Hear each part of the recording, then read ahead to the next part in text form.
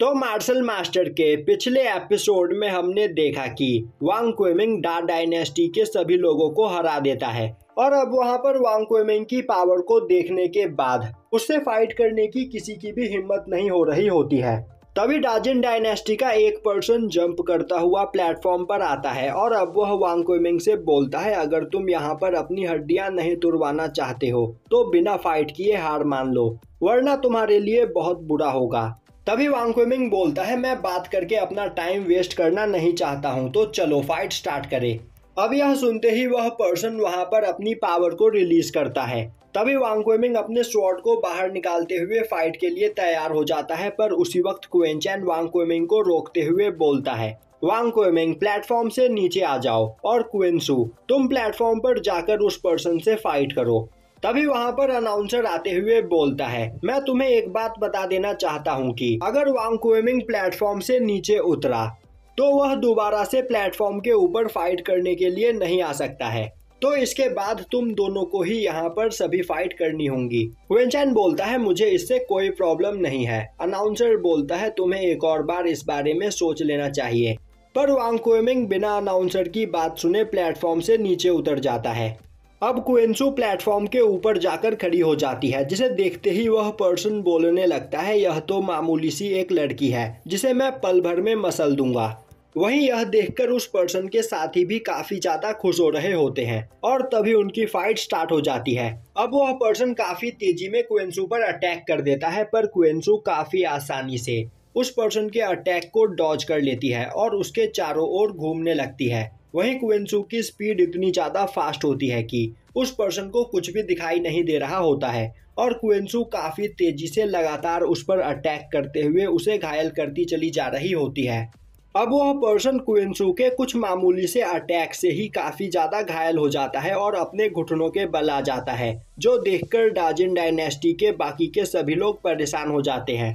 तभी क्वेन सू एक जगह पर आकर खड़ी होती है और अब यह देखते ही वह पर्सन उठते हुए काफी तेजी से अपने वेपन का यूज करते हुए क्वेन सू पर अटैक करने के लिए आगे बढ़ता है।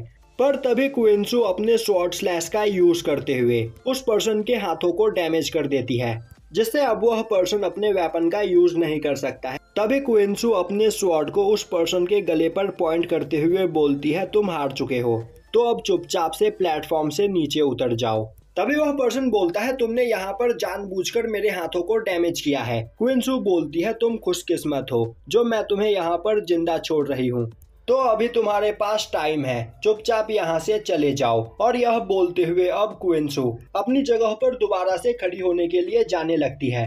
तभी वह पर्सन खड़ा होते हुए पीछे से क्वेन सू पर अटैक कर देता है और बोलता है कि अभी तक मैंने यहाँ पर हार नहीं मानी है। पर क्वेन सू उसके अटैक को डॉज कर लेती है और अब वह उस पर अटैक करके उसे मारने के लिए तैयार हो जाती है। पर तभी डाजिन डायनेस्टी का एक और पर्सन काफी तेजी में क्वेन सू पर अटैक कर देता है। दूसरी ओर स्टेज पर मौजूद वह पर्सन काफी ज्यादा डर चुका होता है। अब दूसरे पर्सन को अपनी ओर अटैक करता हुआ देखकर क्वेन सू पहले पर्सन को छोड़कर दूसरे पर्सन के अटैक को ब्लॉक करती है। अब क्वेन सू प्लेटफॉर्म पर खड़ी हो ही रही होती है कि तभी वह दूसरा पर्सन प्लेटफॉर्म पर आकर क्वेन सू पर अटैक करने लगता है। वहीं उस पर्सन के अटैक काफी ज्यादा फास्ट होते हैं, जो क्वेन सू को संभलने का मौका भी नहीं देते हैं। अब वह पर्सन चिल्लाता हुआ बोलता है, तुमने यहाँ पर हमारे डाजिन डायनेस्टी के मेंबर को मारने की कोशिश की है, तो मैं तुम्हें जिंदा नहीं छोड़ूंगा। और अब वह क्वेन सू पर लगातार कई सारे अटैक करने लगता है। वहीं क्वेन सू उन सभी अटैक्स को डॉज करने की कोशिश कर रही होती है, पर वह पर्सन लगातार अटैक किए ही चला जा रहा होता है, जिस वजह से क्वेन सू वहां पर घायल होने लगती है। और अब वह पर्सन काफी तेजी से क्वेन सू के पास आते हुए उसे जान से मारने की कोशिश करता है, पर उसी वक्त क्वेन चैन बीच में आते हुए उस पर्सन को क्वेन सू से दूर कर देता है। तभी वह पर्सन दोबारा से क्वेन सू पर अटैक कर देता है, पर क्वेन चैन अपनी स्पीड का फायदा उठाते हुए वहां पर क्वेन सू को बचा लेता है और बोलता है कि तुम्हें क्या लगता है, तुम यहाँ पर ऐसे ही दूसरे लोगों को बुली कर सकते हो। वहीं क्वेन चैन को देखकर वह पर्सन सोचने लगता है, आखिर यह है कौन और इसकी स्पीड इतनी ज्यादा फास्ट कैसे है।